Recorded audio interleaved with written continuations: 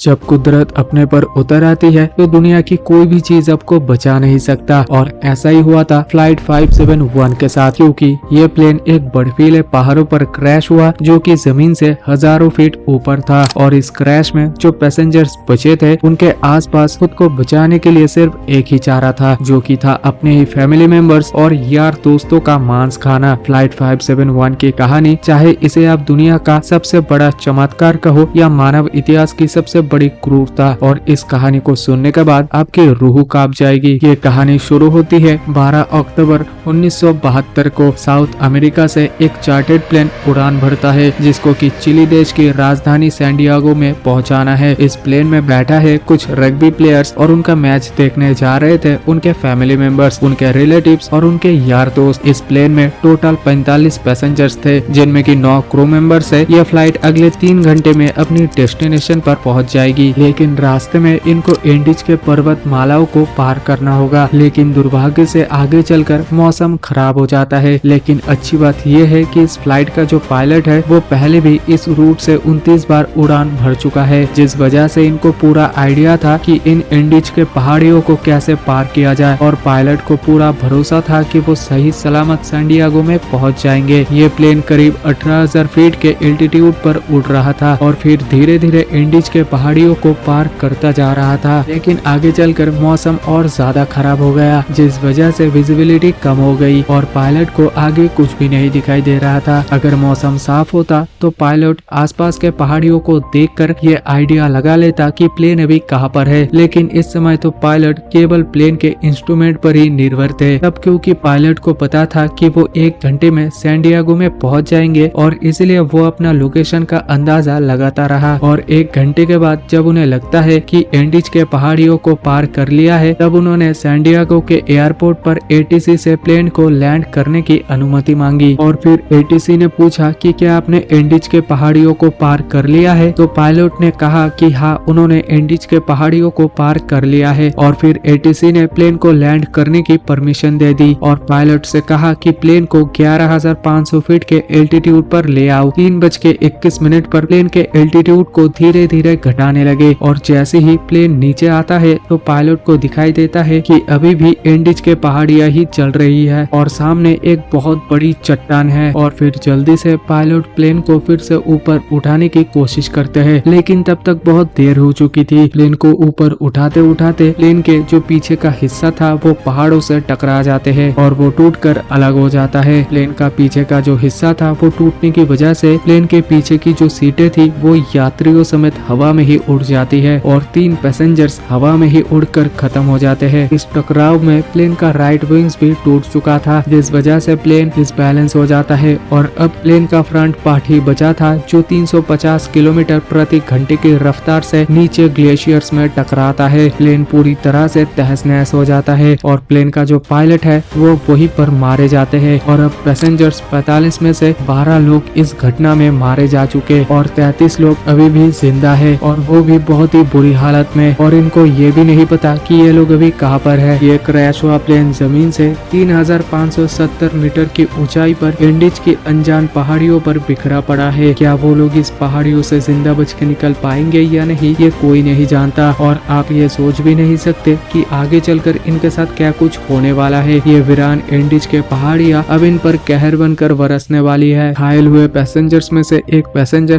था नंदू परारो, जिसके सर में चोट आई थी, जिस वजह से वो कोमा में चले गए। लेकिन सबसे बड़ी मुश्किलों में से ये थी कि सूरज ढलने वाला था और शाम होने वाली थी। इस वजह से रेस्क्यू टीम के पास उनको ढूंढने के लिए ज्यादा वक्त नहीं था, क्योंकि अगर अंधेरा होने से पहले उनको नहीं ढूंढा गया तो इस बर्फीले पहाड़ों पर रात को रुकना नामुमकिन होगा, क्योंकि यहाँ का टेम्परेचर रात में -30 डिग्री सेल्सियस तक पहुँच जाता है। और जल्दी ही रेस्क्यू के लिए 4 जहाजों को रवाना किया गया। फिर चारों जहाजों ने एंडीज के पहाड़ियों को खंगाल डाला, लेकिन इन्हें कहीं भी कुछ भी नहीं मिला, क्योंकि प्लेन ऐसी जगह पर क्रैश हुआ था जहां पर सफेद बर्फ और घना कोहरा था और प्लेन भी सफेद रंग का था, जिस वजह से रेस्क्यू टीम को क्रैश साइट का कोई अंदाजा ही नहीं हो रहा था। और उस दिन रात भर के लिए रेस्क्यू ऑपरेशन को स्थगित कर दिया गया। बचे हुए पैसेंजर्स को ये उम्मीद थी कि वो कैसे भी करके आज की रात काट ले तो उन्हें कल कोई ना कोई बचा ही लेगा। और उन लोगों ने क्रैश हुए प्लेन का शेल्टर बनाया और रात गुजारी। और ये रात उनके लिए बहुत ही भयानक थी, क्योंकि आज की रात इन्हें -30 डिग्री सेल्सियस में गुजारनी है। लेकिन इनके पास एक उम्मीद थी कि कल उन्हें कोई ना कोई ढूंढ लेगा और बचा लेगा, और इस उम्मीद में ये इस रात को कैसे भी करके काट लेते हैं। लेकिन 5 लोग इस रात को नहीं झेल पाते हैं और अब जिंदा बचे हुए लोगों की संख्या 33 से घटकर 28 हो जाती है। अगले दिन की सुबह 14 अक्टूबर को सर्च ऑपरेशन को फिर से चालू किया जाता है और फिर 11 हेलीकॉप्टर को इनको ढूंढने के लिए उड़ान भरते हैं। लेकिन परेशानी वही थी कि क्रैश हुए प्लेन सफेद रंग की थी, जिस वजह से पहाड़ों में इनका क्रैश हुए प्लेन दिखाई नहीं दे रहा था। बचाव दल के जहाज सर्वाइवर्स के ऊपर से ही उड़कर जा रहे थे और वो इन्हें नजर ही नहीं आ रहे थे। इस वजह से सर्वाइवर्स ने अपना अपना सूटकेसेस से जमीन पर एक बहुत बड़ा सा क्रॉस बना दिया, ताकि रेस्क्यू ऑपरेशन के लोगों को आसमान से ही साफ साफ दिखाई दे सके। और फिर 3 दिन के बाद 16 अक्टूबर को नंदू परारो कोमा से जाग उठता है और जैसे ही उसे होश आता है तो उसे पता चलता है कि इस क्रैश में उसकी मां खत्म हो चुकी है और उसकी 19 साल की बहन गंभीर रूप से घायल है। दिन प्रतिदिन गुजरता जा रहा है लेकिन मदद नहीं मिल पा रही। प्लेन में जो खाना था वो भी खत्म हो चुका है। वो प्यास और ठंड को सहते सहते अब इन्हें इस पहाड़ पर 8 दिन गुजर जाते हैं। क्रैश के 8 दिनों के बाद नंदू पड़ारू की बहन जीवन की लड़ाई हार जाती है और वो अपना दम तोड़ देती है। और उधर 8 दिनों के बाद सर्च अभियान को रोक दिया जाता है, क्योंकि अक्टूबर के महीने में वहाँ पर बहुत ही ज्यादा बर्फ पड़ती है और इस वजह से सर्च अभियान को 2 महीने के लिए स्थगित कर दिया जाता है। ऑफिशियल्स को ये लगता है कि 8 दिनों में सारे यात्री मारे जा चुके होंगे। इस वजह से उनकी मुर्दा बॉडीज को 2 महीने के बाद खोज कर उनके घर वालों को वापस कर देंगे। इधर सर्वाइवर्स को प्लेन के मलबे में एक रेडियो मिला। जब सर्वाइवर्स ने रेडियो को ऑन किया तो उसमें उन्हीं की न्यूज ब्रॉडकास्ट हो रही थी कि फ्लाइट 571 की सर्च ऑपरेशन को बंद कर दिया गया है। इस न्यूज ने सर्वाइवर्स के होश उड़ा दिए। अभी तक तो उनको अपने खोजे जाने की एक उम्मीद थी, लेकिन अब वो अपने ही मरने की खबर सुन रहे थे। उन्होंने प्लेन के सीटों को फाड़कर उसके रुई को अपने कपड़ों में भरकर ठंड से बचने की कोशिश की। सीट कवर्स को पैरों में लपेटकर बर्फ में चलने के लिए जूते बनाए। सबसे बड़ी दिक्कत खाने की थी। अब जिंदा रहने के लिए इनके पास सिर्फ एक ही ऑप्शन था, वो करना